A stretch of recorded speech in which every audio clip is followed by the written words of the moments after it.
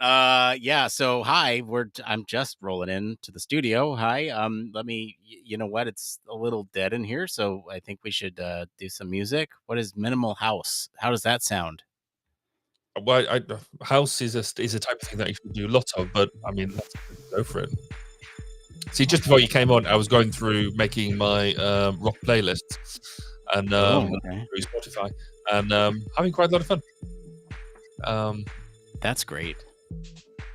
I've got to make a 6-hour playlist. So A 6 hour playlist. So I'm glitching out. I'm gonna fix this in just a second here. I promise. You don't have to sit here and look at this for much longer. Hopefully, I don't know. you never know. You know. I did. So what happens is I'm using a Oh no. You're not because you've gone. Bye.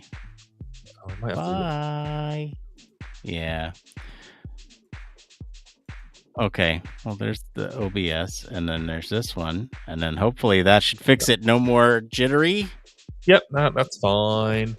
Oh man. Okay. How have you been? It's been like a minute. It's welcome back to your once monthly Human Factor. Oh dear. I feel like I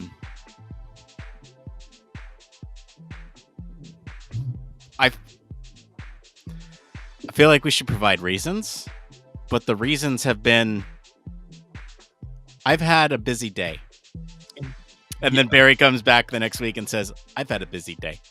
And then I come back the next week and go, I've had a busy day. Life's kind of got in the way. Yeah. And, it happens. But hey, we're here today. I've still had a busy day, and admittedly, like I was on the couch asleep for like the 10 minutes I had in between then and now, but I'm here and we're talking Human Factor stuff. Yes, we're back-ish, kind of. I don't know. There's no I guess we can pull back the curtain a little bit. You want to pull back the curtain a little bit on this one, Barry? Yeah, go for it. All right. How's our show notes coming? They're done. Look, hold on a sec. There you go. It says new Coco. Hold on. Yeah. Okay. What did you got? Running the NHS, which was NVIDIA, and new logo. New logo. I thought I saw new Coco. Yeah. No, that would be different. That would be a different podcast. So okay, we got the show notes. They're there on your flip pad. That's great. That is the show notes for today. Yeah, pretty much, because I was like, well, we're clearly not going to do any show notes, so I reached out I did some drop downs on the socials, and said, please provide us with some stuff, content. Yeah, give us something to talk about. So we've been set a couple of smaller or medium-sized challenges, whichever way you look at it. One of them is around the NHS is obviously a socialised healthcare system here in the UK, National Health Service. How do we manage, and who should be managing human factors within the NHS? And the challenges, I was like, well, thanks for that. You could have just given us something light and frivolous to talk about, yet you give us the biggest challenge facing the UK at this moment in time, and has been actually the topic of a Twitter thread that has been ongoing now for I think 2 weeks solid. It's the longest Twitter thread I've ever been a part of, and it's been an interesting thing to watch it evolve. And then the other thing is, my friend David Thompson dropped in on LinkedIn and just said NVIDIA, which I'm presuming is talking about the surge in AI sales, or that they've had and that they've announced this week. But I've got to admit, I don't know a huge amount of it, so I was just... we can all learn together. Look, here's the thing, is that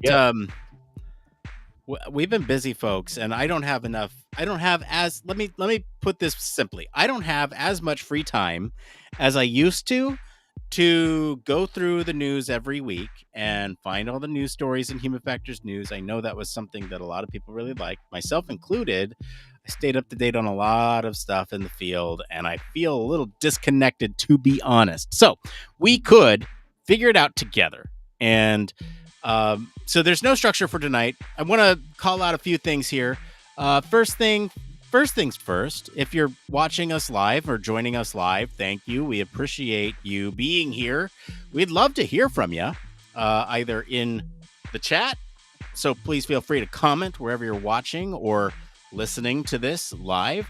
If you want to, we would love to hear from you as if you were calling us. So you can be a live caller. There's a little QR code right up here in the corner. You can scan that little thing. It'll put you into a Restream room with us. You'll be here. You should all do that. I mean, I would almost put it another way. If you don't chat with us and tell us, work with us on this and help us, give us some topics to talk about, this could be a really short show. Well, let's put it this way. So what happens, you scan this QR code, and then there's a little chat. It's a private chat between you, me, and Barry. You put backstage. You let us know what you want to talk about.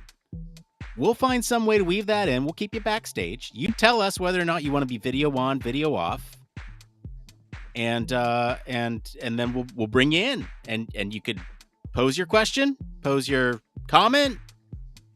We'll all chat about it together. It's Human Factors. So that's one way you can interact with the show. You can do that live right now. We'll get you in.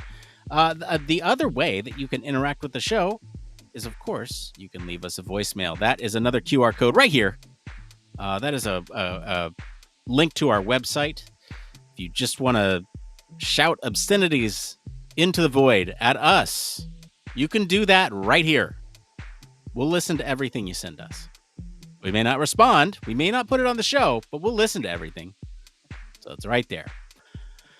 And of course, times are tough. It's hard to get to the podcast studio, but with a little encouragement,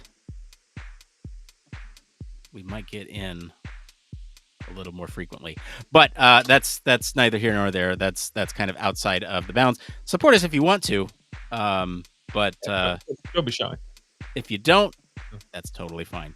All right, I'm going to leave this Be a Live Caller right up here. If you want to be a live caller, please do so. And with that, or again, you can just leave things in the chat. We're here for you.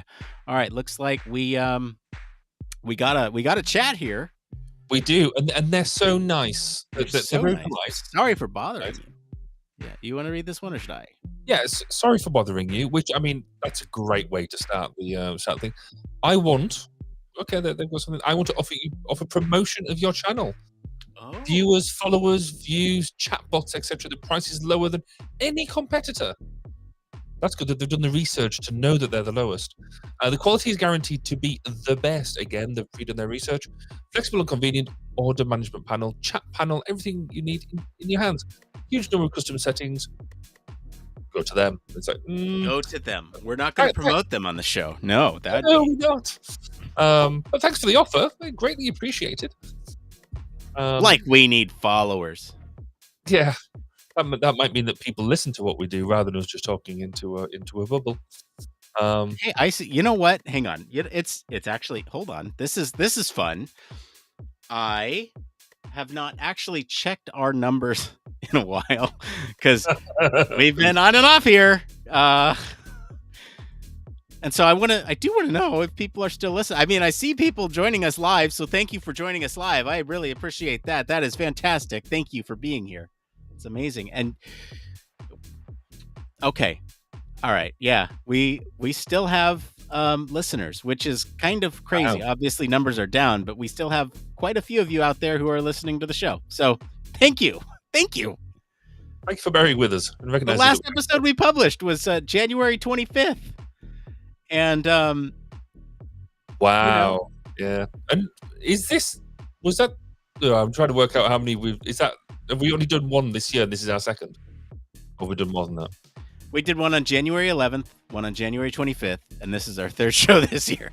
Oh, so 2 a month. I mean, that's like once a fortnight. You know what? Yeah, I guess so. I guess that's fine. It could be worse. We could be ChatGPT and just chucking random stuff at people at the moment. Okay. Do we want to jump into the AI stuff? Hang on. If we're doing this, let me just record like a little intro, so at least it's towards the beginning, and I can chop out the rest of this, and we can just continue the conversation. But okay. Hey, hi everybody. Hi, welcome back to Human Factors Cast. This is episode something 299, I guess, according to my records. I'm your host, Nick Rome, joined today by Mr. Barry Kirby. Yo. And potentially some live guests. Who knows? This is a live recording. This is not something that we have planned out in the normal sort of plan that we normally do for a show. So hopefully this will be great. Yeah, we're here. We're live. And you brought up AI. You said something about ChatGPT. Yeah. In fact, well, let's first start as we mean to go on. So this is very much a live show in that anybody can join in the chat. Anybody can get on any of the streams. So whatever or however you're consuming this, if you're consuming it live, drop a message in that chat because you will help scope the show. You will mold what the next hour or so looks like. And so we can start off by saying good evening to Neil, who's joined us in the chat. And I think the idea that you think this is human error might be bold in the fact that you think something's gone wrong. It's not really gone wrong. It just hasn't gone anywhere. We sort of chatted about, an hour or so, maybe a couple of hours ago, where I dropped a chat and said, are we doing it tonight? Yeah, all right then.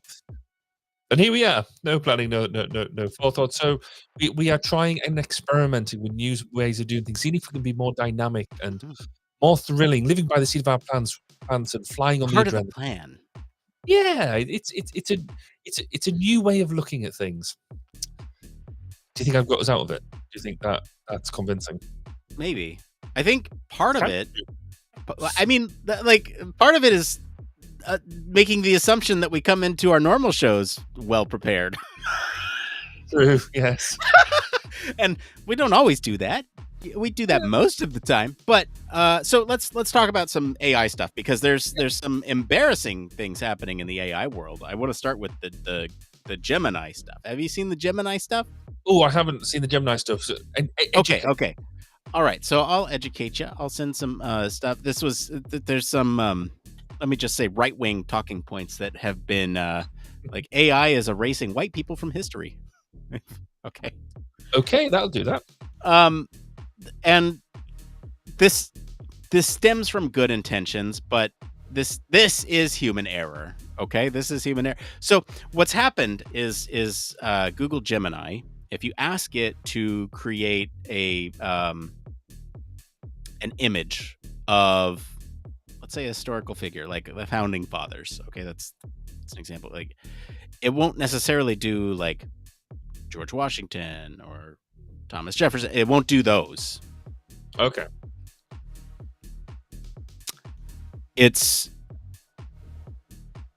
They've tweaked. Okay, look, like, again, this is a right-wing talking point, so I'm not going to get like super into the weeds here. The idea behind this is very great. It's that Google has coded their GPT, their image generator to be more representative of the folks who use the program. And so you see a much more diverse cast of characters when it generates images. You say, generate this, and it might come back with somebody who's not white. Mm-hmm. And that's great, because that's diversity and inclusion, especially when it comes to generated images. Because you think about everything that's out there, traditional media is like white dominated. And so what they're trying to do is tweak that algorithm to be a little bit more representative of the true population. And I think that's great. What's happening, though, is when people request images of historical figures, actual figures, yes, actual figures, you'll get like a black Thomas Jefferson, and it's just so they've issued a statement, and I have to find the statement because I do want to read this. So while you're finding that, just because I only realized this recently, so Gemini is the new Bard, isn't it? Gemini is the new Bard. Yes, that's correct. So the official statement here.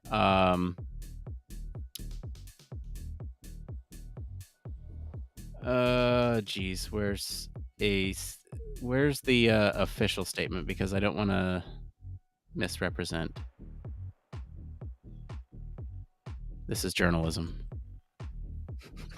This is journalism live. Live journalism. So, I mean, another more extreme case is you could say something along the lines of like, show me a World War II German soldier. Okay. Mm-hmm. All right. So the official statement here is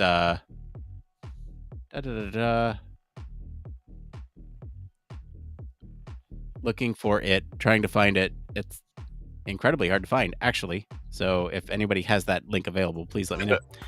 This is great podcasting. Yes, thanks, Neil. Appreciate that. Do you sense slight sarcasm there?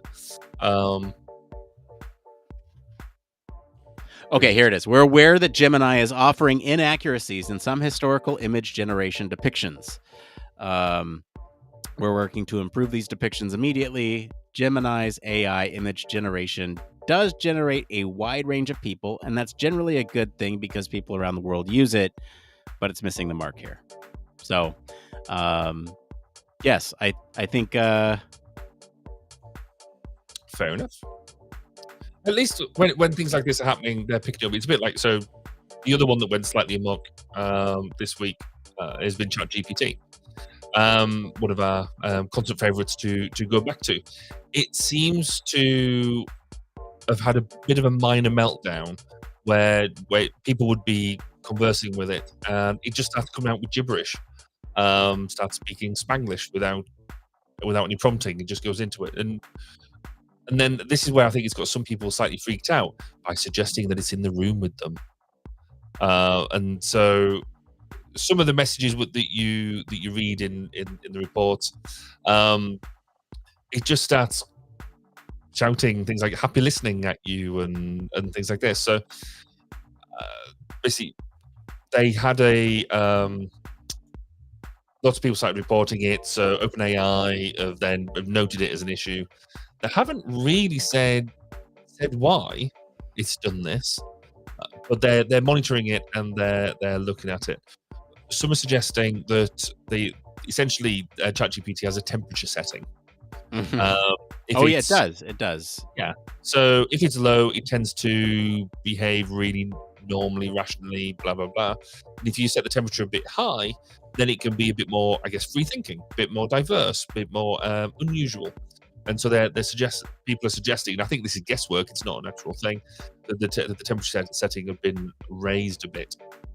So it's not the first time that's happened with ChatGPT.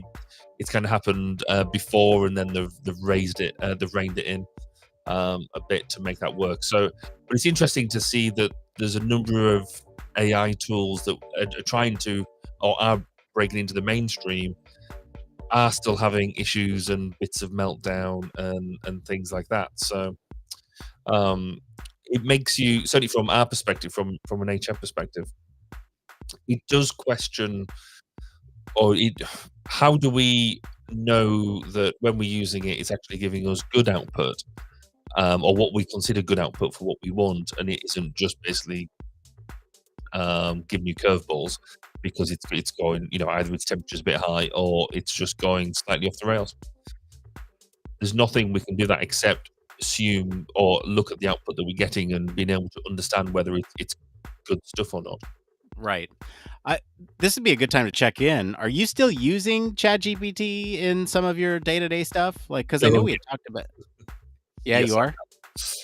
Yeah, so I'm playing with it on a number of fronts actually. So one is, I sort of go a bit hot and cold. I tend to use it if time is a massive factor, to try and start thinking and stuff like that. So I'm still using it in that sort of kickstart role that I have Mhm. done. But one of the things that you've been able to do more recently, I think we might have spoke about it on the last ones, but you can now start creating your own custom GPTs. Yes. And so I've been experimenting with, can I get different types of HF practitioner GPTs sorted out? So, for example, human practice integration. So the ability to model a project, look at creating your HFI plan, creating, the evidence for a case report and things like that, to see if I could actually use it as my HFI engineer in the room. So I can chuck in and say, right, I've got this sort of project. And so it'll come back, and the first thing it'll ask you is, right, what's the project name?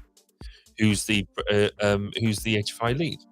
And start building in asking you for some of that knowledge to get you some of that elicitation going on, understand who the stakeholders are, and then it'll start then pushing stuff out at you, saying, do you know this information, to start trying fill gaps, and then understand where the gaps in the knowledge are, and therefore understand what phase of the project you're in, and give you some prompts on where you should go, what you should do. So I've been playing with it a bit like that. But equally, and then the integration of some of the imaging now is interesting. I had to go this week at seeing if I could integrate SysML and do some enterprise architecture type stuff with it. Turns out that it can't draw SysML diagrams. They're terrible. But yeah, so I'm still playing with it. I'm probably not as... I keep on having to remember to use it as opposed to being a huge part of my work stream. But it's sort of one of these things that I sit there and go, I need to do this. I need to do it really quickly. Oh, this is normally what I'd use ChatGPT for. Not right. It's the first tool I go to. So, What about you? Have you gone off it, or have you found other things with it, or is it? It's fallen off a lot for me in terms of my overall usage. Like, it used to be very much like, how can I build around this? How can I integrate this into workflows and processes? And the more I see of it, the more it breaks in ways that are fascinating. Just say fascinating.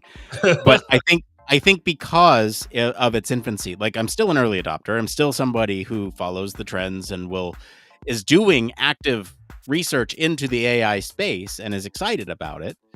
As a tool, I've stopped using it so much for larger scale things, and it's more like quick requests, which I think is what it's built for, actually. But it's a fancy fancy autocomplete, and when you do these massive prompts, building it up to do something that it's not built to do, you gotta have to. It almost takes more time to go back to the thing and try to have a conversation with it to get you the output that you want than it would be to just hammer on the project and get it done. Like, it is one of those things.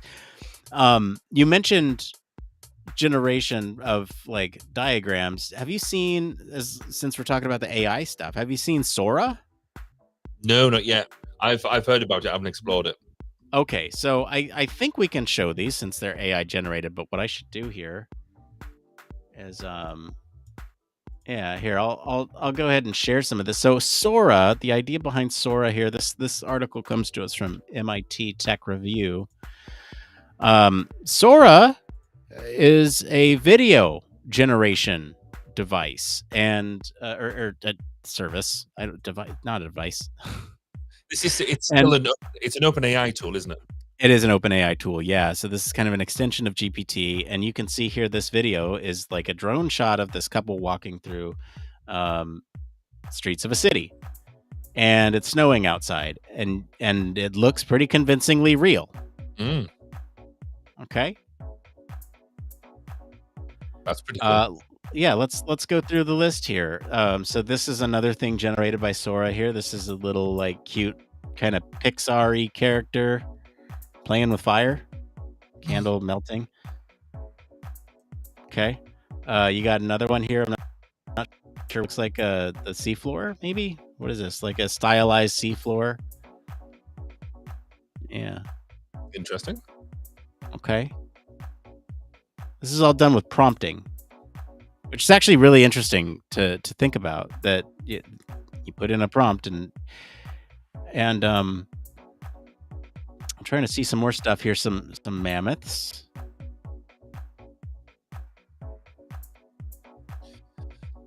I mean, where we use like sort of B-roll in things. I mean, this takes the B-roll generation to a whole new level, doesn't it?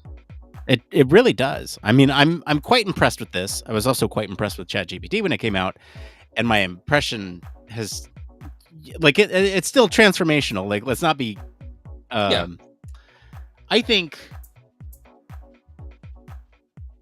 I have a lot of thoughts on AI and the trends that are happening right now in AI, specifically around adoption of AI in companies and the AI strategy being employed at companies, and how that's maybe not the best option right now. Put it that way. So lots of thoughts. I don't want to get into them. Not here, not now, but I do have them. What is interesting on the Sora page, if you go and look at it, they're actually highlighting or recognizing that there are safety issues with what they're now doing. And so they've got an entire section dedicated around saying, basically, we're not going to make Sora available until we are sure that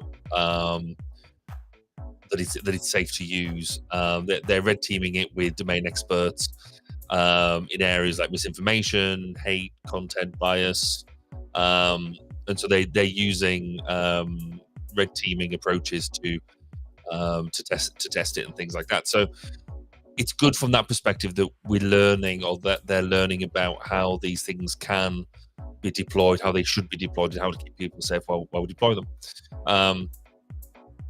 But you look at some of the, even just flicking down this page, looking at some of these videos, they are quite impressive. They're just. I mean, I'm watching one here around. The prompt is: the camera follows behind a white vintage SUV with a black roof rack, and it looks, apart from the spelling on the thing, it still can't spell. But the Denver. Yeah, that's the one. I mean, that actually might be a brand name, but I'm assuming it's trying to say Dane. No, I don't know. But the dust being thrown up, the terrain it's going through. I mean, like, dude, hang on. You know what? As long as we're talking about it, we probably should bring these back up. Let me. So once again, here's the Sora. Here's Sora on OpenAI, and this has a lot more stuff that we can look at here. So this is, and I like that they actually show the prompts here. So this is: a stylish woman walks down a Tokyo street filled with a warm, glowing neon and animated city signage. She wears a black leather jacket, a long red dress, and black boots. And carries a black purse. She wears sunglasses and red lipstick. She walks confidently and casually. The street is damp and reflective, creating a mirror effect of the colorful lights. Many pedestrians walk about. It's crazy to think that this person is not real. This place is not real. This is all generated by AI, and that to me is the interesting part. Like, it's fascinating. Here's the woolly mammoth that we saw. What is this one? A movie trailer featuring the adventures of a 30-year-old spaceman wearing a red wool knitted motorcycle helmet. Blue sky, sail desert, cinematic style, shot on 35mm film. Vivid colors. I mean, this is like, it's pretty cool. Like, you could do some fun stuff with this. Prompt: drone view of waves crashing against the rugged cliffs along Big Sur's Gary Point Beach. Crashing blue waves create white-tipped waves. But again, it goes back to what you were saying earlier, in that so much effort needs to be put into prompt engineering because you can't just. I mean, you have to curate prompts, don't you? What we've learned quite a lot is you will rarely get the prompt right first time. You need to hone it and make it work for you. And sometimes that by the time you put all the effort into writing the prompt, you could have done it yourself first time. And it's great for repeatable tasks. If you know you just need to change a few variables for something, and you change those variables and the prompt works, then it's great. But it's like the one-off tasks that it's just not as great for. Photorealistic close-up of 2 pirate ships battling each other as they sail inside a cup of coffee. I mean, that is pretty impressive. A young man in his 20s is sitting on a piece of cloud in the sky reading a book. Does what it says in the tin. It does. And I love this one, though. Historical footage of California during the gold rush. I love that. That's crazy. Yeah. And it does look like a drone shot just going through that type of thing. So, I mean, I think it has proven, considering, I mean, we do talk about AI quite a lot, and I think quite rightly so, because it is evolving, it's doing its stuff. Well, there's so many human factors with AI. I mean, it truly is sort of this wild west of human factors and how it integrates with humans and technology, and just this fascinating front that we actually discussed this on the show a while back, where we were kind of taking a look at the bleak the bleak 2023 and the outlook for 2024, and kind of looking at what the trends were. Do you remember that episode? Because I do. We talked about some of the things that Jacob Nielsen was talking about in terms of where the trends are going, and AI is definitely one of them, and people are going to be looking for folks who have been researching AI, because there are so many points of failure for AI. It is, but it's also organizational as well, isn't it? I mean, if you remember a friend of the show, Kate Preston, when she came on, and she's currently doing her PhD in the use of AI in the health sector, or more specifically around hospitals. And one of the big takeaways that she keeps on coming back to is that actually the AI can do an awful lot of stuff. As you know, we use it in various amounts to do really cool stuff.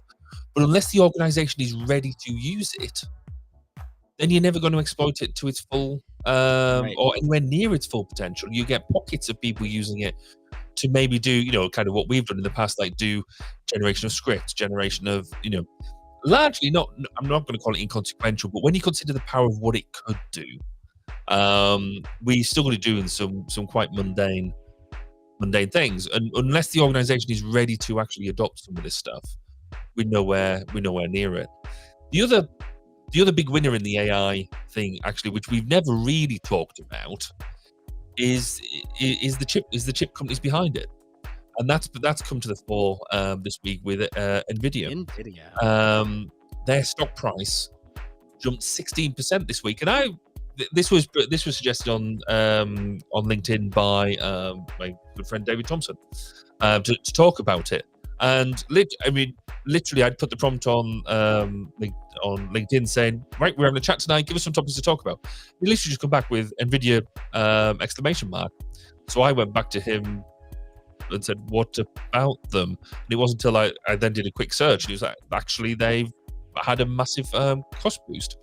And it's really interesting that them in particular, because I'm suffering from the lack of a decent NVIDIA graphics card to produce some of my podcast stuff, which I didn't realize how much I was relying on the NVIDIA publisher suite and some of the background tools to make what I was doing more efficient.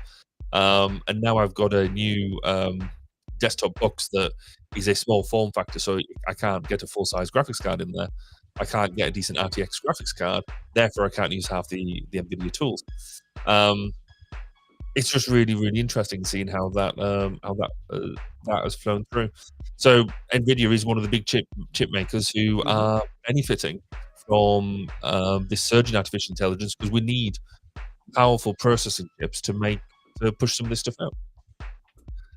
Okay, we got a really interesting one here on LinkedIn.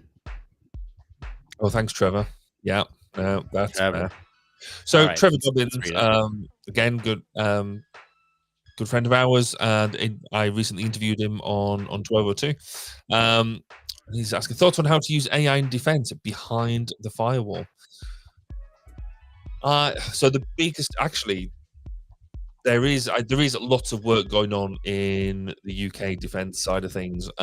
There's a organisation that's out there called the Defence AI Centre, which you can find. They've been pushing some stories out on LinkedIn about what they've been doing. Fundamentally, it's about the sharing of knowledge within defence behind the firewall that the AI can learn from, and how they can control that, how they can trust that. I think I'm probably not going to be amazing anybody with my massive intellectual insight when I say that there's a lot of issues within the defense realm, and I think no matter which country you look at, not every, just because they're with the UK defense or US defense, even within all these people, there's that we don't share information easily. And so when we want to use AI for either analytics or anything like that, we can't use it efficiently because we don't share the information. If we could find the ways of sharing information, even common information, within defense, then we could use AI because it would then learn. It would be able to learn about this stuff. But you've got the issues on the need to know aspect. How do we make sure that AI only knows what it needs to know, and therefore the people who can access the information? Yeah, here's another point that goes exactly with what you're saying here, Barry. I find it unable to provide citations to what information it gives. It relies on open data only. And so, yes, I agree. I think that's absolutely right. That there's multiple ways in which we could dissect this AI and defense conversation. One of which is, how do you use AI as a human factors researcher in your process and tools? And then there's I think the larger issue of, how do you communicate with and use AI as a tool for various defense capabilities? And that's a tricky one to talk about. Certainly, the first one is a bit easier. So, how to use AI as an HF tool? Because we're kind of doing it already. As long as you're really cognizant of the material you're feeding in and making sure that it is not classified, or you can talk around an issue to ChatGPT in such a way that you're not putting any restricted or confidential information into it, you can get the sort of output you're looking for. Because really what we're looking for is in terms of process and things like that. The only way to go to the second point that you made, and I'm going to tread slightly carefully, is if we want to use AI to get the best out of data within the defense boundary, so behind the firewall, the AI has to sit behind the firewall, and it has to have access to that data, and otherwise you're not going to get the use out of it. And therefore, if you're not going to trust it with the information to make it worthwhile, there's no point in doing it, one would suggest. And it's going to be tricky. It's going to be really, really difficult because it's not just a technical issue. Because we could build an AI, in fact, AIs do exist that work within boundaries. That's fine. It's whether it's that human-machine trust issue. So the trust in that human-machine teaming piece, which is why it's such a popular subject now, around how you trust the output you're getting, but that the system is working within the bounds and it hasn't leaked out anywhere, or it's not leaking information, because that's risky. Knowledge is power, quite literally. So, yeah, I think that it's an absolutely fascinating question that Trevor's brought up, because there are so many facets to it once you start unpicking it. There really is. It's like, how do you not just technical. The whole cybersecurity issue. How do you make sure that the person accessing whatever AI system is the person that needs to be, right? You can get around that through various forms of verification, but then also like the diffusion of responsibility for decisions that are made. If an AI were to recommend a decision in defense, I'm being very vague here intentionally, but if an AI system were to recommend a course of action in defense and a decision maker followed through with that course of action and it led to terrible outcomes, who would be at fault? Would it be the human, or would it be the AI, or would it be the company who made the AI, or where does the liability stand? And I think for a lot of those reasons, you're not seeing that's the human trust piece of it. Can the human trust the output of the AI in that it is a great decision?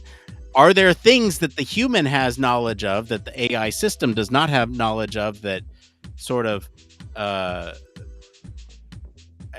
peppers the judgment of the outcome from the AI system? Like, there's so many things here. If a thing were to do a thing. Yeah. One of the ways I abstract it out at the moment, when I've been working with this problem recently, is the Google Maps analogy. So when satellite navigation first started coming out, or just even mapping route finding tools, you would put in the route, you put where you wanted to go, and you would check that route. It would give you the route from A to B, and you would go, well, actually, I wouldn't go that way. I would do this. I would do that. When Google first started giving it the things, if it sent you a way that you weren't sure about, you would go the way that you knew, because you didn't trust it. It might send you down silly roads and this, that, and that. But as it's now getting better and it's becoming more normal to use it, you now just trust the Google. You now just trust where it's going to send you. You rarely, even if you know the route, you tend to use language like, oh, well, it must know traffic, it must have a reason why it's sending me down this route. And the analogy here is that right now, if we were to use AI in defense quite seriously, or more so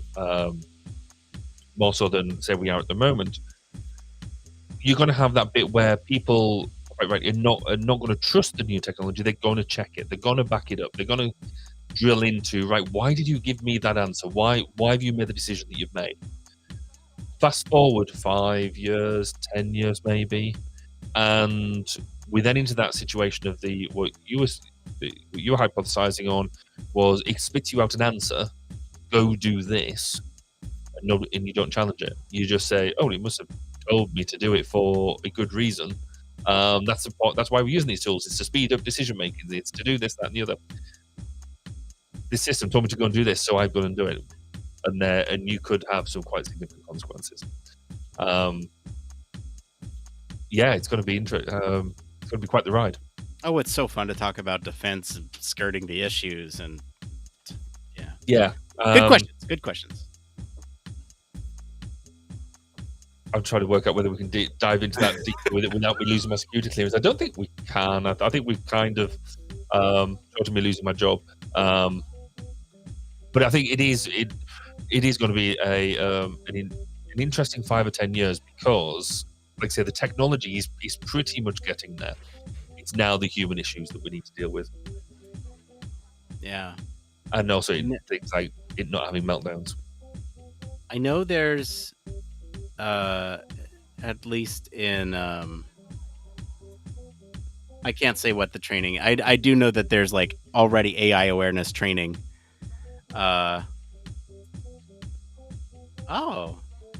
This is a good change of subject here, Barry. Do you want to get into this? I like this change of subject. It'll get us out of some awkward conversations. It'll get us out of the tight spot. Thank you so much, Dibs. I love this. All right, Dibs on YouTube. Here's a different track. What industries do you think human factors should or could move into that we don't currently? This is interesting and fascinating for so many reasons because in some cases you don't know that human factors is being applied. If it's being applied correctly, then you don't maybe notice it as you should. Maybe we could talk about things that we know of. I felt the clearance demon circling. Thanks, Dibs. I mean, so there's one area which I think is fascinating. There is bits of HF being done in it already, but it's still relatively immature, and that's the farming and agriculture industry. There is, because when you think about it, historically, farms were run by people, by families, handed down from father to son, mother to daughter, that type of thing. So it would be farms would be handed on. As technology has evolved, and historically there was always hundreds of people working on a farm. You'd have everything was manual labor, from ploughing to planting to everything was done by people all of the time in all weathers, 365 days a year, and that's like animals, all that sort of stuff. We now have the case where there's so much automation going on in the farming industry. So, the use of tractors, where you've got large bits of machinery ploughing fields. So one person can plough like not just one field in a day, but multiple fields in a day, but to prep them and then sow them and do all that sort of stuff. And that's even getting more automated, as they can use GPS to make sure that they get really good tight seeding and things like that. But as we get more and more automation, bigger machinery doing things, we have less people within a particular farm, within a particular space. They now have less people. So if there's an accident, there's actually less people around to raise the alarm.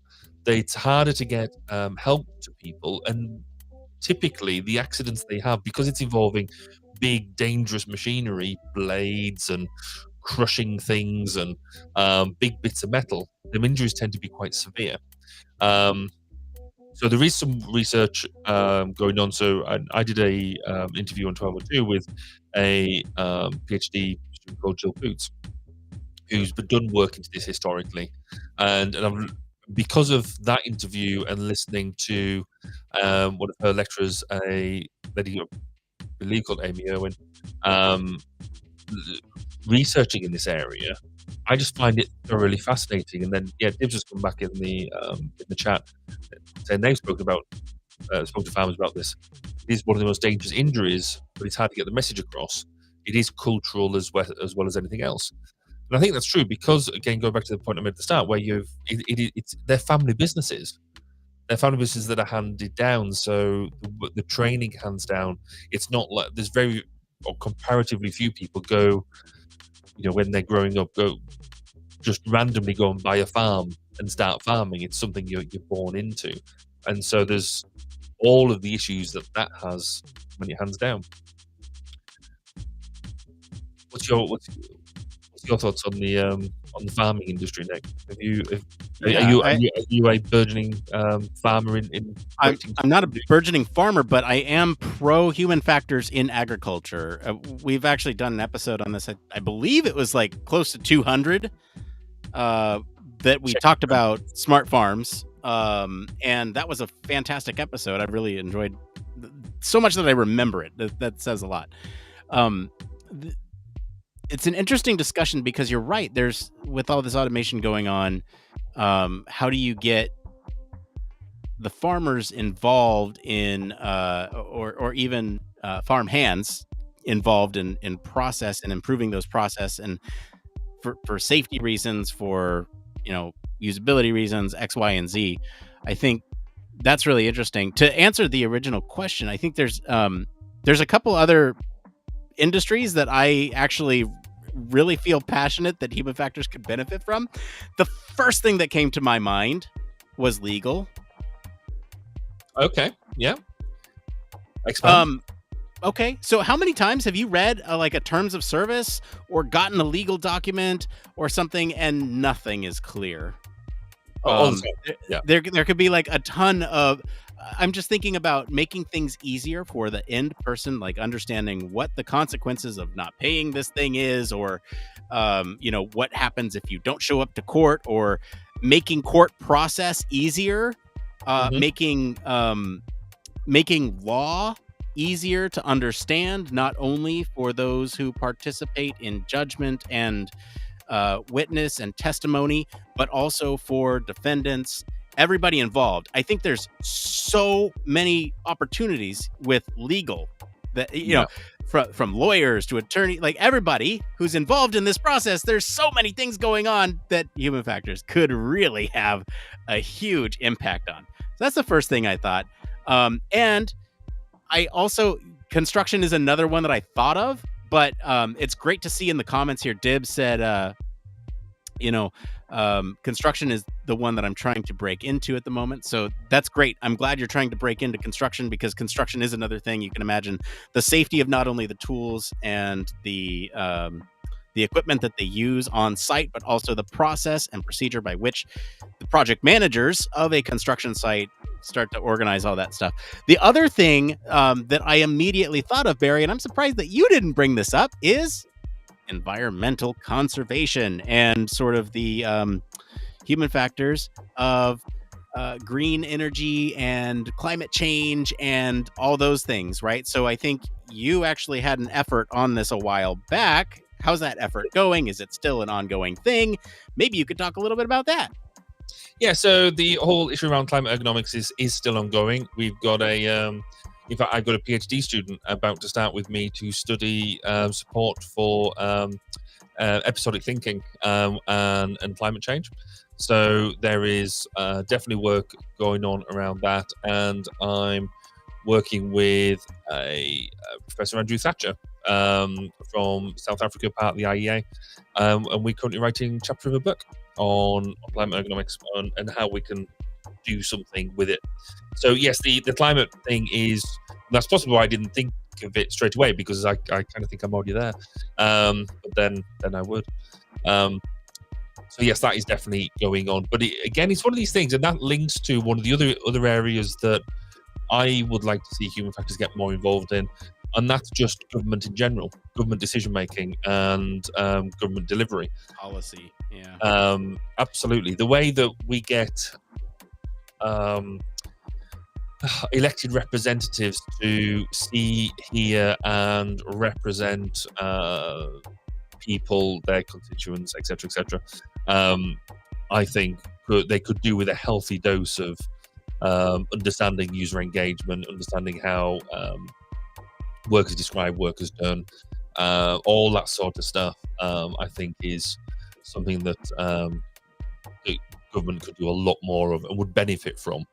So yeah, that was the policy side, because when I think of government, I think of like, oh well, DoD has a bunch of policy and procedure that they have human factors standards, but when you talk about sort of government representation, yes, absolutely, there's ways in which human factors can affect policy, and I think there's been some large strides here in stateside, at least, and not in the UK necessarily, but Neil, who's in the chat right now, who I talked to at HFES last year, talked a lot about the GRC and how they're doing some good work to represent human factors as a science when it comes to policy making. And so that's a great effort that we're doing here. I don't know if anything could be kicked up and spun up like that in the UK, but worldwide, we need more of that representation. We need a seat at the table, because from the legislative side, how you manage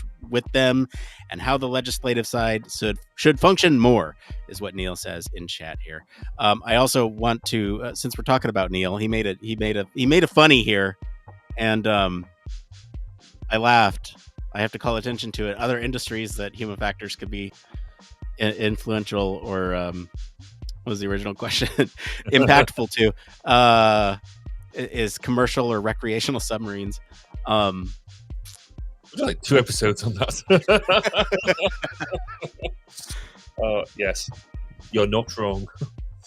But actually,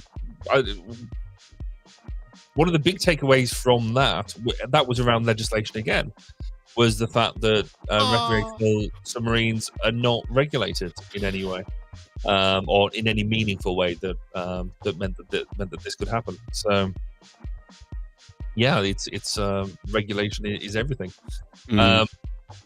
Dibs, as I like again, the human factors of PMQs, so Prime Minister's questions we have in the UK. So every Wednesday at lunchtime, there is I think it's an hour session for any parliamentarian to ask the Prime Minister questions, and the leader of the opposition gets 6 questions.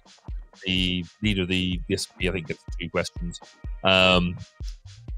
And basically they can throw any questions at them, and it ends up just being more of a pantomime than it does.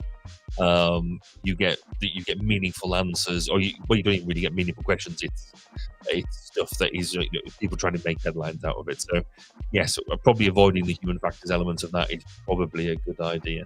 Or as we've seen this week in our parliament, actually, the balance of power is really quite an interesting observation, but this is more psychology than it is HF itself, because we had our entire parliament break down last night in a way that I've just never seen before. That they couldn't, for somebody trying to do the right thing, in this case the Speaker of the House, could end up quite losing his job because of it. Which was just fascinating. So yeah, I could talk about that for hours, but that'll be absolutely very little to do with HF and more about my utter fascination with politics. Oh yeah, which we have explored in the past. We have explored that, and that's a fascinating discussion too.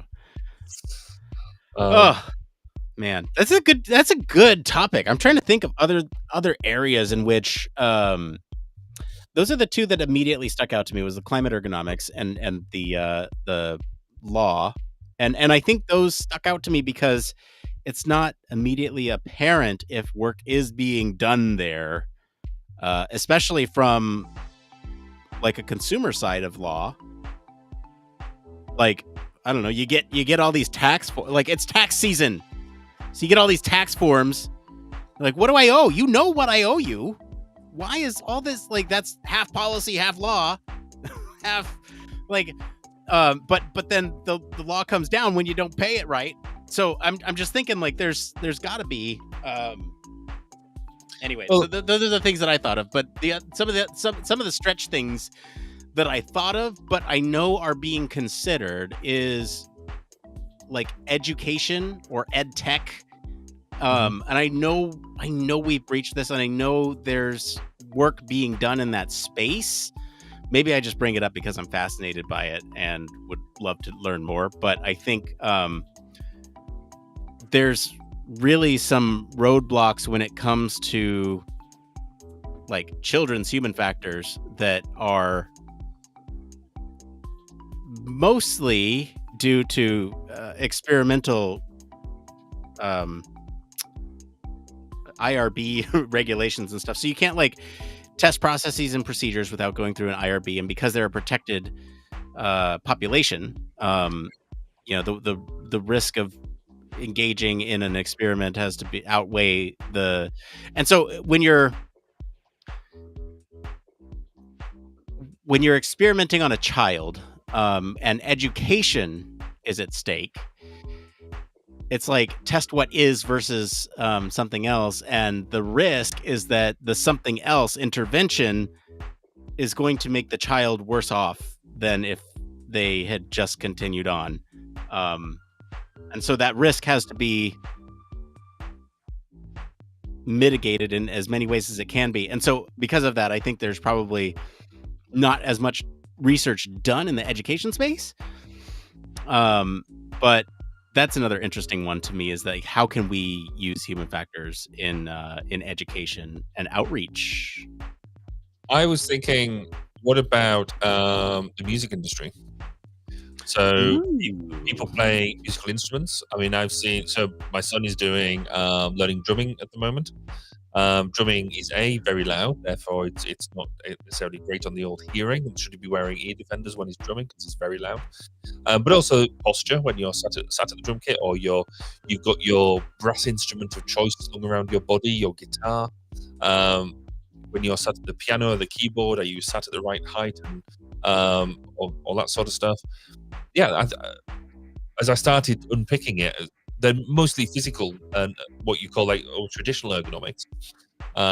There's a lot of stuff there to play with, but then you get into when you in a band, so then you're talking about collaboration and teaming and all that sort of stuff. So you're looking at them sort of relationships and things like that as well. Is there stuff there that we could unpick? I don't know what the answer is. Here's a call for the community. Does anybody in the Human Factors community know of a Human Factors practitioner band? I would love to like commission a Human Factors only band to like write an original Human Factors cast intro song. That would be so awesome. What would you call a Human Factors band? The Ergos. The Ergogos? The Ergo Go-Go's. How about Ergo Go-Go's? You call it user error? Yeah. What type of band would it be? Would it be a sort of a nice, easy listening, or is it sort of a frustrated heavy rock? Heavy, the world's biggest heavy death metal. Death metal. Yeah, I can imagine. Hang on. Well, here's speaking of AI, let's bring it back. What would give me 10 names? 10 great names for a band who does Human Factors. I would say ChatGPT is going to be able to write you some lyrics as well. I was writing an article for The Ergonomist and got it to write some jokes for me. They were terrible. Yeah, I'm sure. I got it to write poetry as well, and that wasn't any better. Whilst you're waiting for that to come up, the other, I guess, slightly more serious one. Okay. Let's not do serious stuff. Let's crack. Let's. What names have you got? Cognitive load. That works. Okay. Feedback loops. No, that's boring. Prototype punk. Gesture gestalt. Yes, I really like cognitive load, and are there folks that do a jam session at HFBS? That'd be great if they made a band and did that. The Interface Incident. Cognitive load still seems to be I like cognitive load. If anyone wants to take that band name and run with it, I'm giving you permission since I didn't make it. ChatGPT did. So another area that I think would be worth looking at is the prison service, because the way that you have to, what you're doing is actively restricting somebody's liberty, and so that in of itself is a big deal. But if you're restricting their liberty and having to do things like restrain them and things like that, how are you making sure that you are, you've got to look after people whilst you're doing that, Yes, Martin, it does. Yes. Chat's on fire tonight. You guys are great. Thank you tonight. This is amazing. The comments tonight have just been top notch. Thank you. You're making me laugh a whole lot. I appreciate this. Martin says, sounds like a grinder handle. Probably to cognitive load.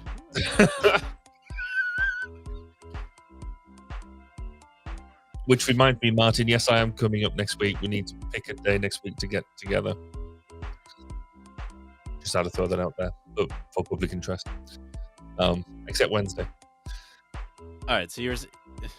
Hysteresis effect.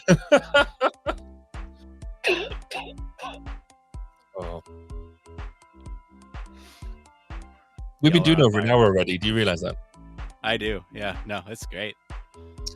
Hang on. As we're paused here, just another quick reminder. Hey, if y'all want to be part of the conversation, video on or not, you don't need to. You don't even need a great mic. If you just want to be here with us talking about some of this stuff, there's a little QR code right up here that lets you be a caller. There's a little private chat. Once you get in, you can let us know what you want to talk about, camera on or off, and we'll chat with you in that before you're even on here. So don't worry, it's not going to throw you right on the show. If you want to be part of the conversation tonight, you can do so right here. Otherwise, you can leave a chat like y'all have been doing. That has been great so far. And the last thing I'll mention, that if you want to yell obscenities into a void, or your thoughts on any of the human factor stuff tonight, you can leave us a voicemail. We might talk about it on next week's show. So you can get to either of those links right up there is a QR code. I'm going to bring up the Be a Live caller one more time, and I'll leave that up there. All right. I think that about covers it. All right, what now? Where did we get to? We were still talking. So we were talking about you and different fields for apply. So could you flip it? What fields would you just not apply human factors to? I know we sort of say you can apply human factors to everything, and that's kind of the given. But if there's a field that you just turn around and say, well, actually, no, we're just not going to provide any value to it. What would be one that you would choose? Space exploration. Why? Interesting. We don't need any of that. Well, no, that's the field overall. I mean, that's just it's just. We don't need it there.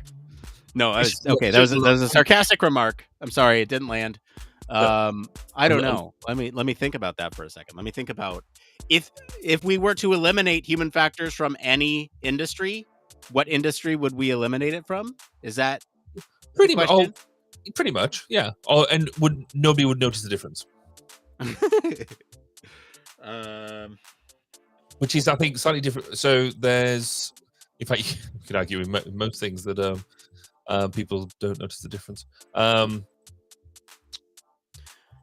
possibly pose something a bit harder than I thought was going to be to answer, because I would think about things like, whilst we talk about agriculture, just growing vegetables in your allotment, but then you've got how you tend to the plants and things and.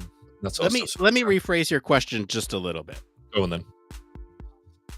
If you were to apply it to a global industry, something that's worldwide, that would have an impact on a lot of people, but would maybe not understand the connection of human factors being applied in that industry to their own circumstance. Does that make sense? So the example I'm trying to get at here is like supply chain logistics. Okay. You apply human factors to it. It works out better. Yeah. People might notice supply chain is better in the sense that things are on shelves, but they won't really recognize that human factors was the reason why. They might just think the trucks were late, or X, Y, and Z. And so that might be one industry where you have this worldwide thing happening that human factors is a part of, but is not necessarily like observed by the end user of supply chain logistics, who could be anybody. And I think the same could be said for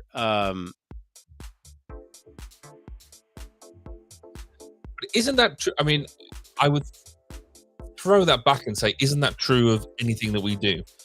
Because you can argue, you could take HF out of any project, and the project's not going to stop. And that's the problem we've got, isn't it? That's the constant argument. Because you only notice, I guess it's the kind of argument I was making, is you only notice HF when things go wrong. If you've done HF well, you don't know it's been there.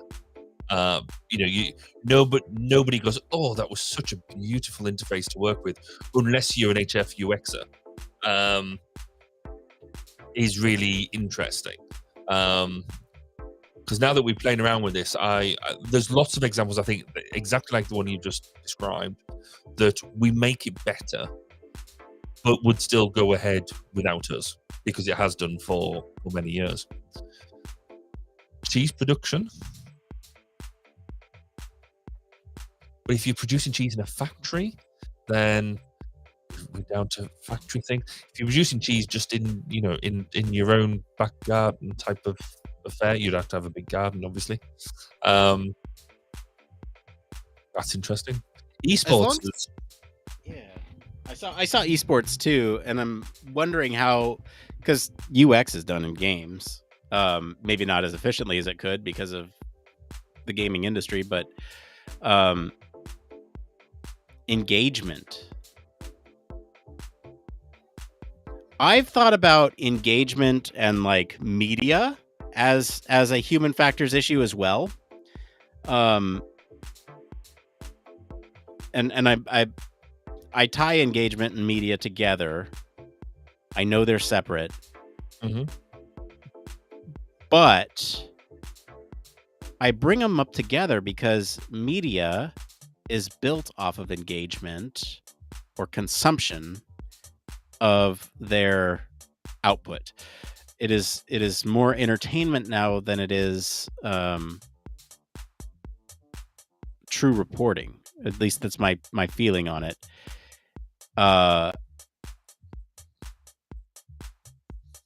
It's a whole mess that probably should be addressed at some point, but engagement is interesting. What about just pure journalism, full stop? Journalism. Mm-hmm. So journalism would not actively. You could not. I don't think you could go to a journalist and say, if we apply human factors principles to journalism, we would make their job better. No, it might make their job harder. Yeah, but the end user, the consumer, us, we would benefit from it. Would we? And anybody in the chat, correct me as well. I cannot think of what would you apply from an HF perspective to a journalist, to them doing their finding a story, getting a story, doing it, and putting the story out there. How would we make what they do better? I don't think we could. Without taking, because you could argue journalism is an art form.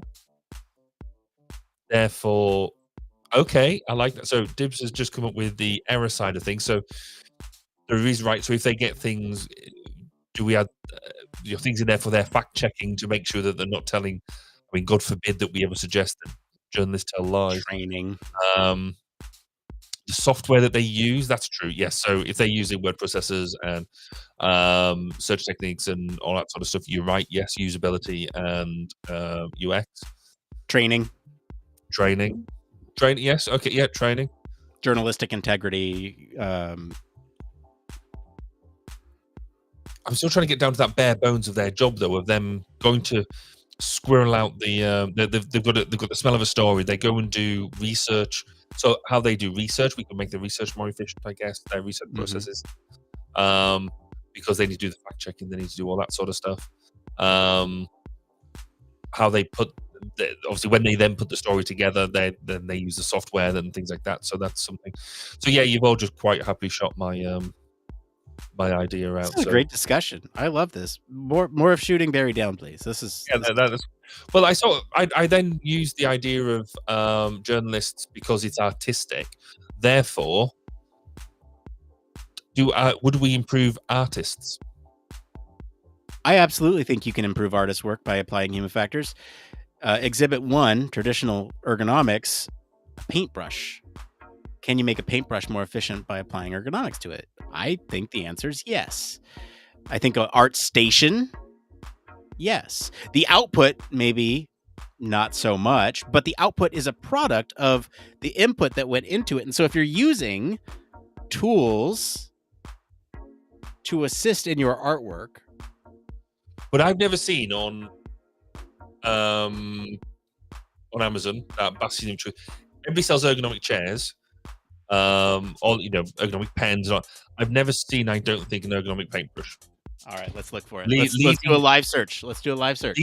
Leading to the argument that actually, if nobody's been able to make some like really quick bucks off a just chucking the word ergonomic in front of a paintbrush and coming up with a really radical design, it's an autocomplete in my Google search.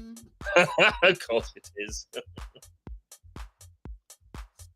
I've now got an image of like maybe a paintbrush that wraps around your finger, or something like that. So, well, here's the most sort of extreme example that I can find. It looks kind of like a pistol grip. Okay. Here, I'll share an image so that way we can all get a visual on this. Whilst you're doing that, just to loop back to the journalist one, both Dibs and Martin have come around and highlighted journalism is storytelling, interviewing, interrogation, narrative structure, and things. So, that looks like one of the different types of mouse you can get, isn't it? With that sort of, so you're pushing the web of your the web of your thumb into it. Yeah. So maybe not necessarily for art projects, but if we're talking about art, I absolutely think that the tools and processes that we use to create art, if they have human factors influence on those products, then that directly impacts the outcome of the art. Because if you're more comfortable creating art, that creates a different mindset for you as you're creating this piece of art. True. And the opposite is true too. If you use something that is abrasive to use, your art might come out differently because it gives you a different feeling when you use it. And so, okay, yep, there it is. Thanks, Martin. Somebody had to win the prize. You're there. Fair play. You know what? He brings up an interesting point though, and I'm gonna say this word: teledildonics. And I think there's an amazing opportunity for human factors in that space, and just that whole adult entertainment,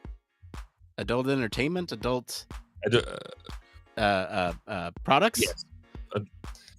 I think there's an amazing, like, there's a lot, like, I bring this story up every once in a while, but there was a I don't want to specify how I know this person. They worked on an adult website and they could not show we've talked about this, their work in their portfolio, and so they replaced all the thumbnail images of the website that they worked on with kittens, and of course, changed everything. And it was a kitten website that you could go and watch cute cats on. So there is work being done on it. There's all I'll say is that there is a 1202 interview that I'm trying to secure at the moment, and it'll be the first time I would have to put an E on the I'd have to put an explicit on the on the episode.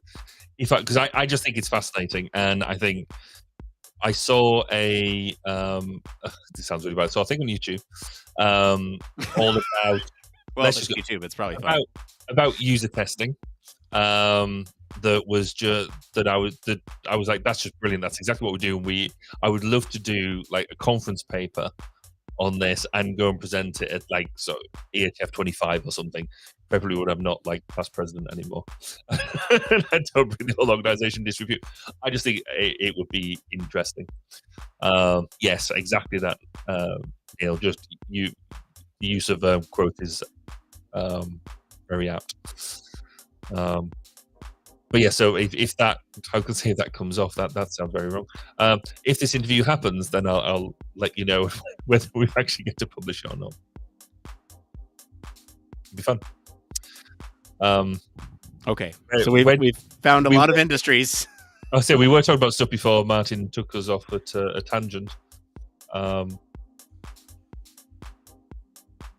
What were we talking about? Oh, we were talking about sort of art as an output of human factors. Yes, yeah. We were there because actually, Dib sort of mentions about miniature painting. So, different thing, and the picture you put up. I used to do a fair bit of World of Warcraft, the miniatures, painting them. and I had devices that you could then use, because holding the miniatures is quite hard work. But it was like a thing that you could put the base into, and it actually gives you a handle to then use to be able to move the piece around so you can paint it. So that is using the use of tools to make when I craft, I use helping hands to solder. That's another tool, and that's part of my art. Another example here, think about digital art. Okay, you use Adobe Photoshop or Microsoft Paint. There's a difference in the tool that you use and the caliber of output that you're able to get with those tools.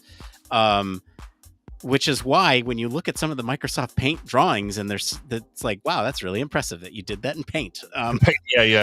Because of the caliber of tool, and that there's UX research going into those things.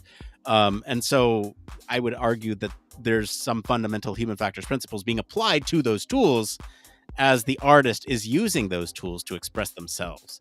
So I think, that's really interesting too. Yeah, fascinating. Well, I'll tell you what, this has been a pretty great discussion. I think maybe we'll wrap up what the episode should be, and we'll do a little post. Yeah, I mean, like that was a great conversation for an episode, and we'll put a little bow on that. We'll keep going here for a little bit, but oh geez, it's been so long since we've done this. I need to find my outro stuff. Again, we're not going anywhere. We'll still be here. I'm just going to say a little outro for the podcast, but you all true believers here sitting here live with chat, you stick around. We'll still be here. Notes. I got to find my show notes. All right. It's been a minute. It has been a whole month, in fact. All right. Well, that's it for today, everyone. If you like this episode, enjoy some of the discussion around human factors, topics of interest, go listen to some of our other episodes, especially like the agriculture one. That's a good one to listen to, since we talked a little bit about that. Comment wherever you're listening with what you think of our topic this week. For more in-depth discussion, you can always join us on our Discord community.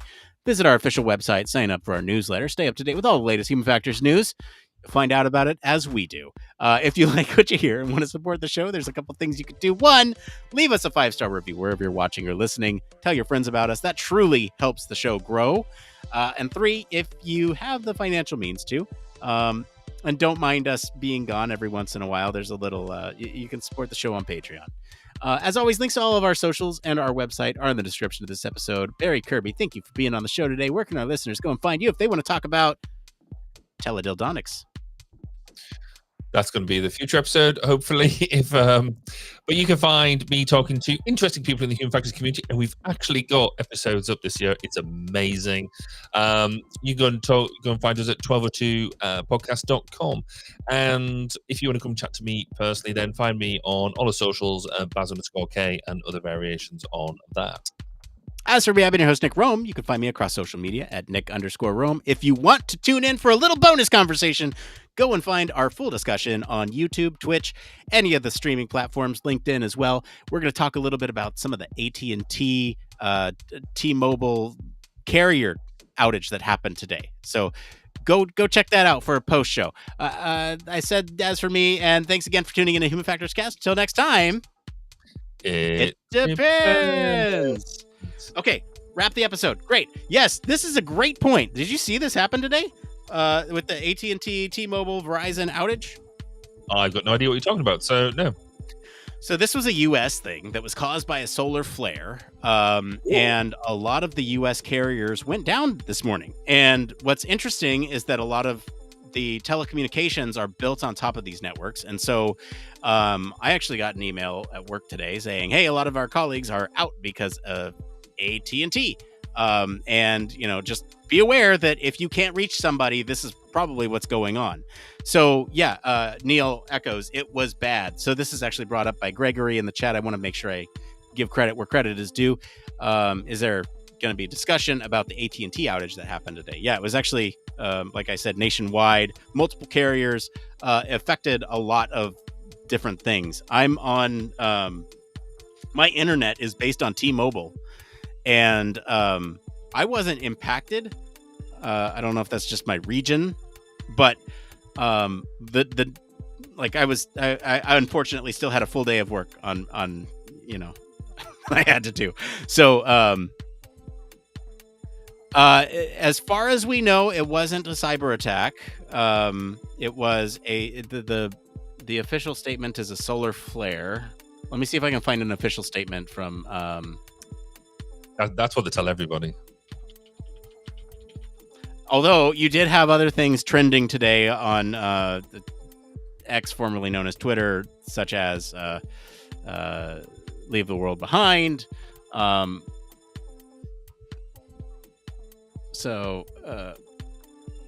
statement was that it was a solar flare. NASA 9 hours ago, Sun releases 2 strong flares.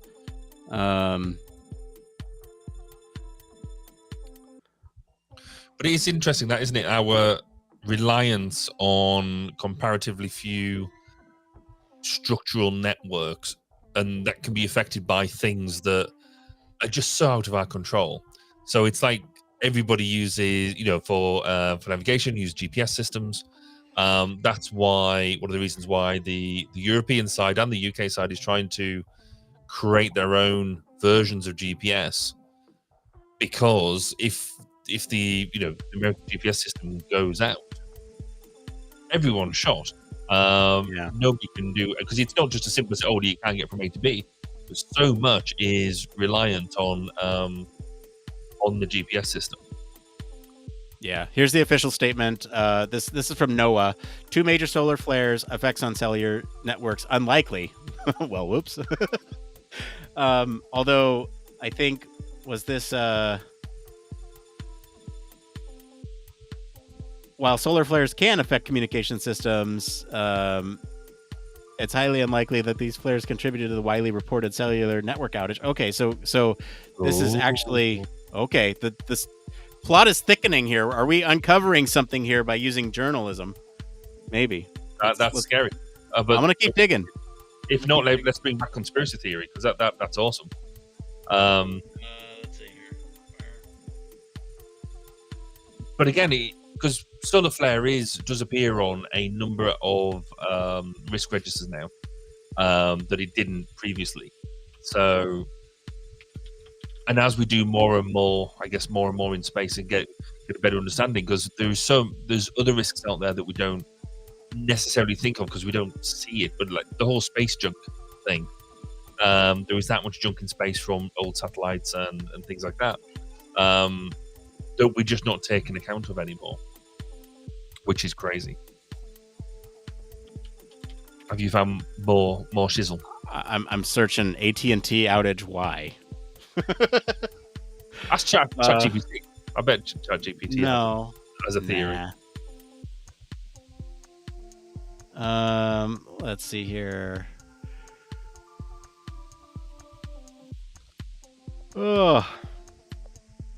Everything we know about the massive AT&T outage. This is from Digital Trends. Where was it? Yeah, is predominantly on the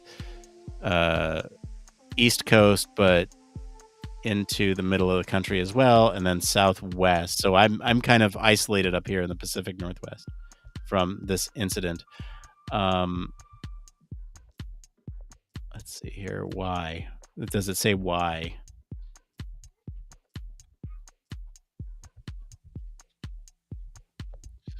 Interesting. I have just put into ChatGPT to say what caused the AT&T outage. And whereas historically it would have just turned around and said, I don't know because I don't have access to current things, it now says that it seems that there's an issue accessing detailed information on the AT&T page. Because using ChatGPT 4 and all that sort of stuff. So yeah, interesting. Yeah. Neil's got the jokes tonight. Yeah, he's there. So Neil suggested, the ChatGPT suggesting is due to chemtrails, which is fair. So I went further with ChatGPT and said, well, what could the outage be caused by, rather than saying what is it? And at number 4, human error. Mistakes made during maintenance, configuration changes, or software updates can inadvertently cause outages. simple errors can cascade through a network. Just not wrong. Well, here's a website that I don't necessarily trust, but we'll read some of it. I'm not going to source it right now. I don't know anything about this author. All right, let's see here.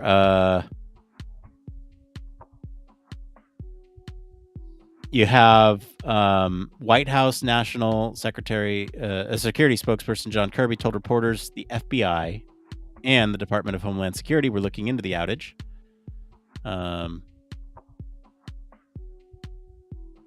Kirby said U.S. officials have been told AT&T currently has no reason to believe that the outages were from a cybersecurity incident.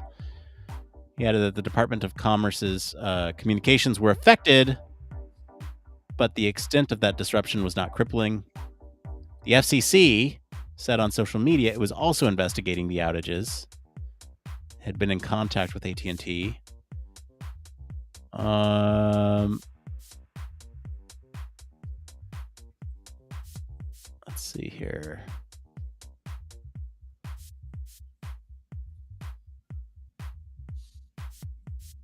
I'm reading through this article here to see if there's anything else worthwhile pulling out.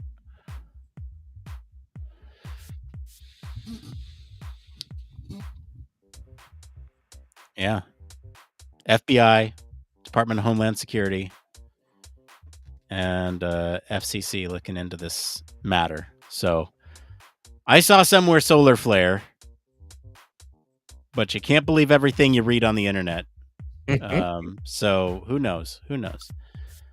I mean, we can talk about sort of what a massive cybersecurity issue this could be if this was intentional.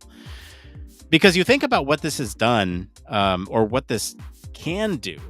Leave the World Behind is a movie on Netflix that you can go and watch, and it's something that everyone was bringing up. But I think it fails to. It shows a small slice of what life would be like if there was some sort of attack like this. But I think some of the larger systematic things that it affects might be more damaging than that movie might illustrate, right? So it does depict a cargo ship crashing into the beach, but I can imagine you have emergency services and people who need emergency services who are unable to communicate, and so you're unable to get people the care that they need in life-threatening situations. Emergency response for things like fires, that could be really bad. So that's just scratching the surface, not even thinking about maybe some of the deeper impacts that it could have on us. But you're right in the sense that it's crazy that we're built on top of this network that could be crippled by something like this. And where do we build in redundancies in the system? Well, it's that sort of thing, isn't it? Actually, if we're talking about safety critical systems, then actually I think we pretty much there. We get that now. But on our day-to-day life, I mean, just imagine. So one of the issues that came up during COVID, where everybody had to stay indoors and all that sort of stuff, was a huge leap in people having mental health issues, or feeling lonely, feeling depressed, feeling stressed, etc., because everything was going on.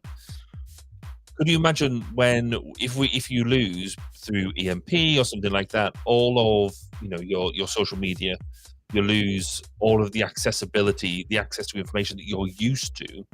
So we know if something happens, something goes wrong, you can search X, you can search any of your social medias for keywords, etc., and you will be able to find out what's going on the other side of the world relatively quickly. And you suddenly lose all of that for whatever reason. It will not only have interesting effects on services, government, etc., but it will have such strong personal effects, because you will have to change the way that you live, you survive, your access to information. It's almost having data so close to hand. It's like a drug. because you can get that information so quickly. You get that hit so quickly to appease that the question that you've got, and you'd lose all of that. And I think a lot of people would significantly struggle with that really quickly. Anyone know Lee McKnight? No. NBC News reached out to Lee to speculate on the cause. He says the most likely cause of the outage is a cloud misconfiguration, which is, quote, a fancy word for saying human error.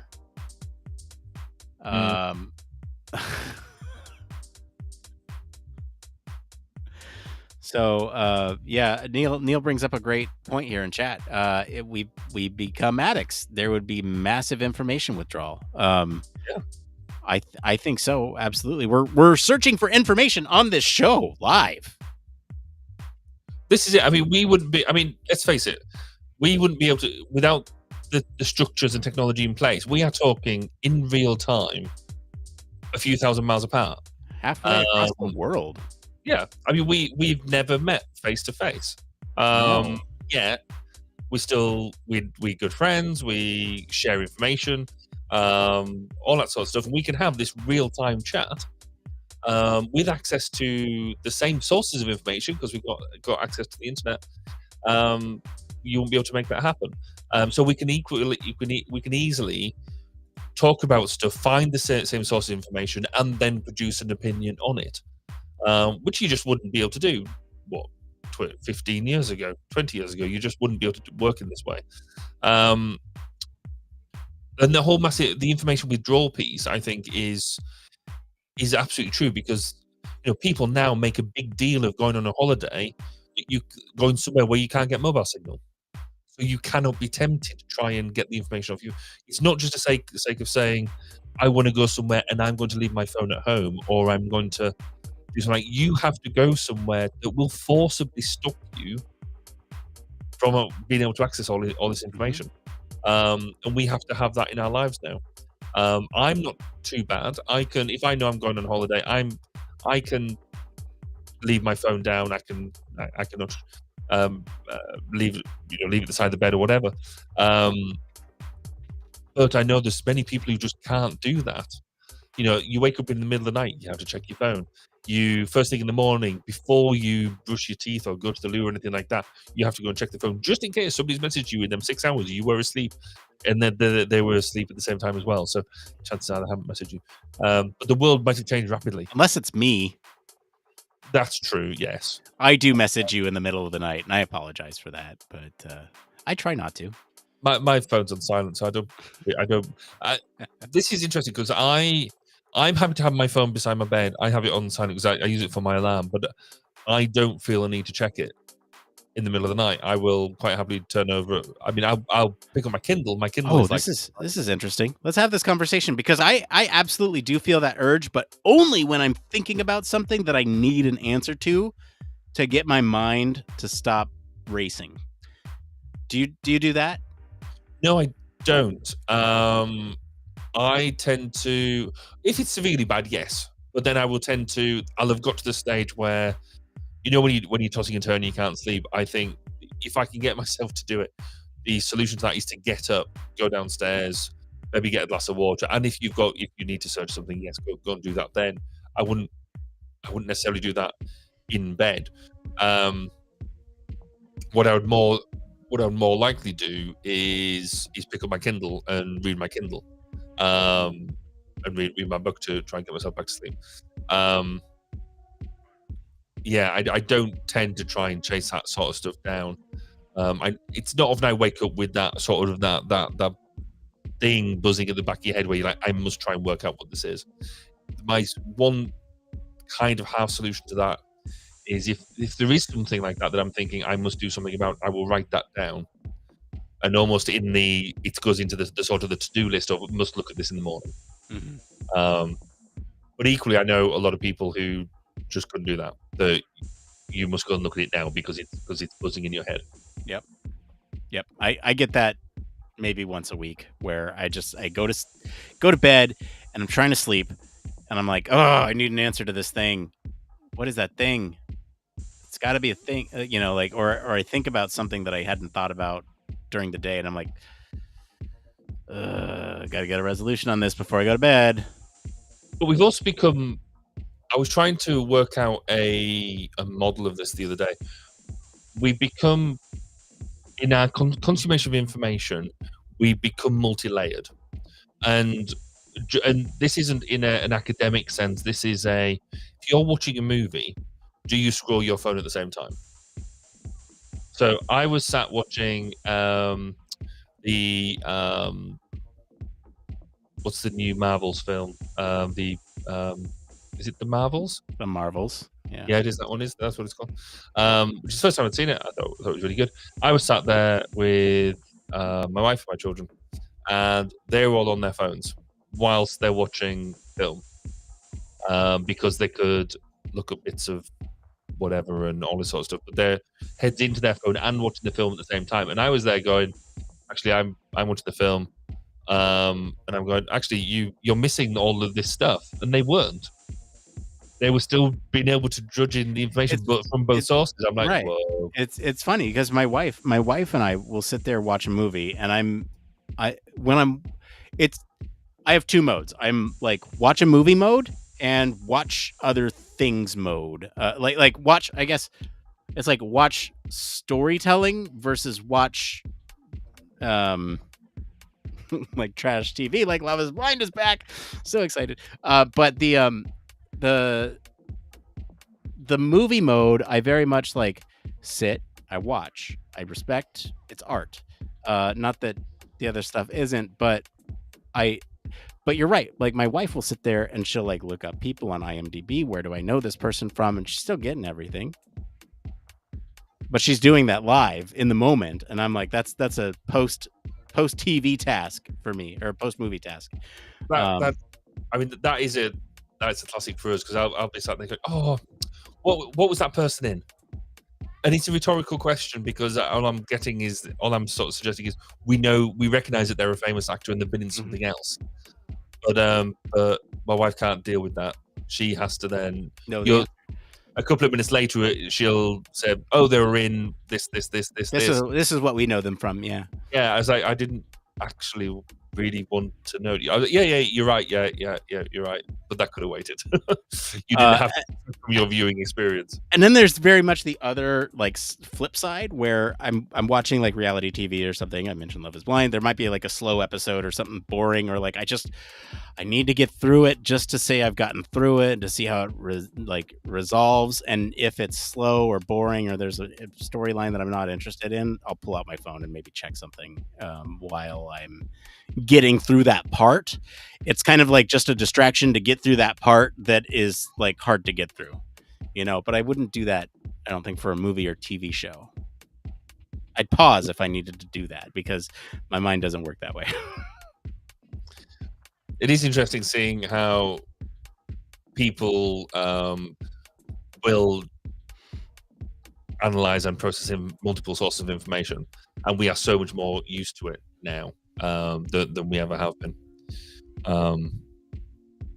It'll be interesting to see if we could, going back to the original thing, if all that was then to disappear, and I wonder how easily we would be able to be quiet, or to live with quiet in our minds, because at the moment you are bombarded all the time. Even if you're not necessarily into stuff, same sort of stuff as we are, but you have lots of information being thrown at you all the time on multiple layers.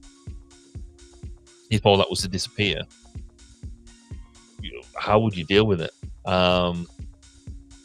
Because I know what I'm like when I try and go on holiday, and not be at the pace that I am when I'm at work, and I'm trying to manage multiple things and things, and I lie there and I'm like, I can't. I should be doing things. I should be up at 6 o'clock. I should be this whole just sitting around doing nothing, reading a book. Well, that's difficult. It takes me days to get into it, and even then I feel uncomfortable. Yeah, for me, when I go on holiday or vacation, as we like to call it here in the States, it's interesting because I don't think the like need isn't necessarily there because we find things to do with our time. To like check all the time, and there's usually things that we fill our time with while we're out on vacation. But the thing that always strikes me when I'm on those trips is the nights where you're in the hotel room or you're just sitting around, the day's over, kind of reflecting on the day, and you check the news and like it seems like everything has changed, or there's been like some big announcement or something that's happened while you were away. And it's like, would I have missed this in a normal day? And how would I have reacted on a normal day? So those are the things that get me, because it's like, oh, this big thing, this big announcement. And then if you really think about how big these announcements are, does it matter? Well, it could matter to you in your world, but at a global level, has anything really changed? I mean, there are news stories that change things. There are, but I'm talking about like a Star Wars trailer drops while I'm on vacation. I'm like, dang it, I missed it. Or, like, how did I miss this big news? So it's things like that where you're like, I missed this big thing. And it is one of those things where you're like, oh, I'm just so normally so connected. It's like in between meetings, pull out your phone, see what's going on. Yeah, it's speaking of Love is Blind, there's a couple episodes where this guy is just on his phone, and it's that's all I'll say. And if you know, you know, he's just buried in his phone. I think the McRib is back. Oh no, I missed that news. All right, I think we're gonna wrap it up for tonight. We had a good run. We'll be back. Maybe next month. We'll see. Look, we're not holding any promises here. We're gonna we truly do try every week, and for one reason or another, the last couple of weeks just did not work out.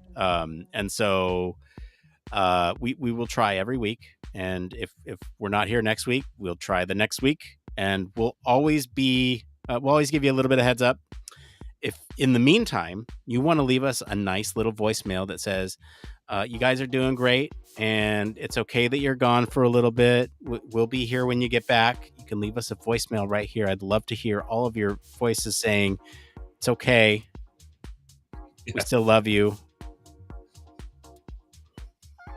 Please just let us know that it's all okay. Not like we need a validation or affirmation or anything, but yeah, there's that. And if we like it enough, we'll play it on the show. So there's that. We've already mentioned multiple places where you can find us. I just want to take a minute to we've had some really active chat tonight, and I cannot tell you how much that changes the trajectory of our conversation.